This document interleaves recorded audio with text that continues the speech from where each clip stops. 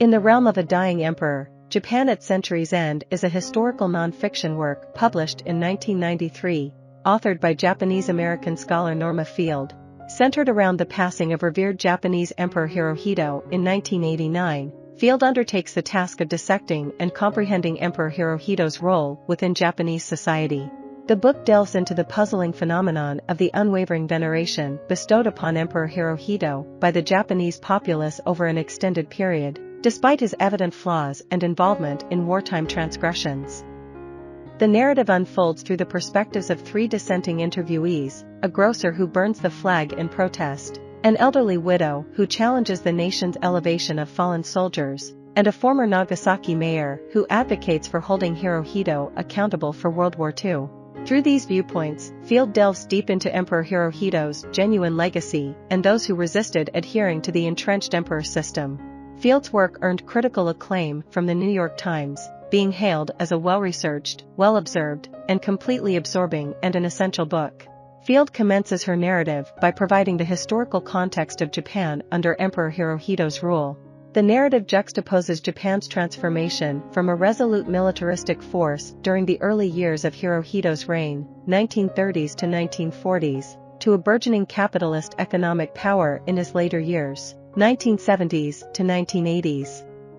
Preceded by a detailed prologue outlining Field's journey to Tokyo in 1988, the author reminds readers of her unique heritage, a blend of a Japanese mother and an American father who served as a U.S. soldier.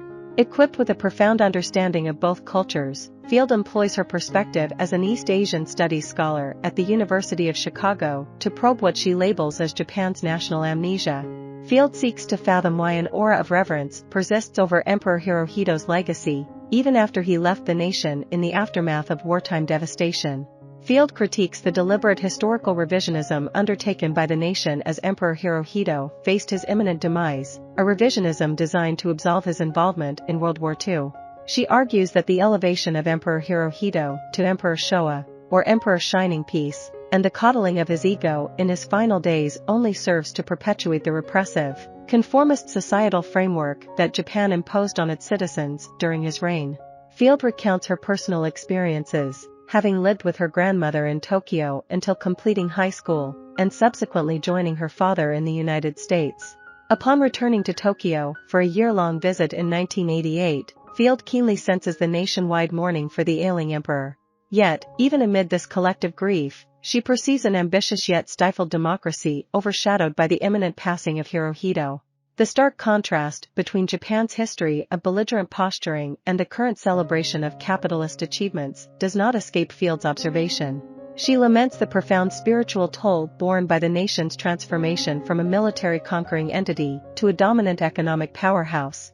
According to Field, the prevailing sense of freedom translates primarily into the ability to indulge in increasingly refined commodities, an observation that underscores a perceived crisis of soul in the aftermath of the emperor's death. Seeking to unravel the phenomenon of national amnesia, Field engages in interviews with three individuals who defiantly reject adherence to the traditional emperor system.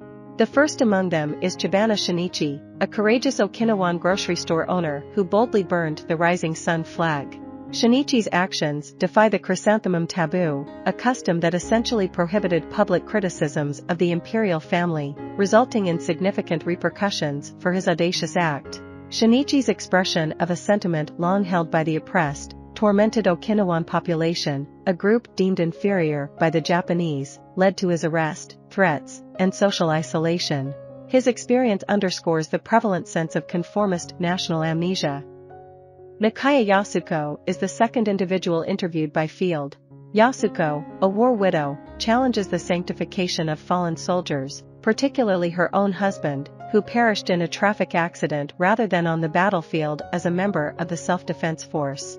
Yasuko's refusal to allow her husband to be elevated to the status of a Shinto warrior encapsulates a 15-year struggle between Japanese traditionalism and her private religious beliefs. As a devoted Christian, Yasuko rejects the Shinto tradition of venerating deceased soldiers as divine entities. Field points out that the government's insistence on upholding Shinto practices only serves to reinforce the rewritten history and national amnesia that perpetuate the emperor's supremacy within the traditional hierarchy. this phenomenon is eroding the very fabric of Japanese culture. The final individual interviewed by Field is Nagasaki Mayor Motoshima Hitoshi. As a respected public figure in his own right, Hitoshi openly criticizes Emperor Hirohito's disastrous role in World War II. He holds Hirohito directly accountable for the Pearl Harbor atomic bomb drop. Despite adhering to the emperor's system throughout his life, Hitoshi's convictions began to waver as Hirohito's health declined. In the late 1988, Hitoshi publicly asserted that Emperor Hirohito had been absolved of accountability and had become a symbol of the new constitution. For this declaration, Hitoshi faced vehement shaming, ridicule, physical attacks, and narrowly escaped assassination attempts by right-wing traditionalists. Yet, Hitoshi contends that both American and Japanese individuals bear responsibility for reshaping Emperor Hirohito from a bellicose force into a symbol of a democracy-based monarchy.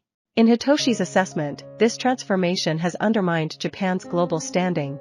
Ultimately, Field emphasizes that the concerted effort to paint a rosy picture of Emperor Hirohito's legacy has led the Japanese government and society into a repressive, conformist pattern in order to sustain this distorted narrative.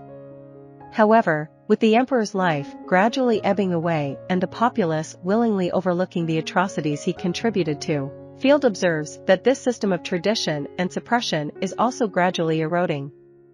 In the book's closing, Field underscores that the system of traditionalism and repression is beginning to erode as well. In the Realm of a Dying Emperor received praise from Kirkus Reviews, which described it as an intelligent, informed, deeply felt interrogation of Japan that offers a rare insider-outsider point of view. I hope you enjoyed this video. Leave a like if you did and be sure to subscribe. Thank you.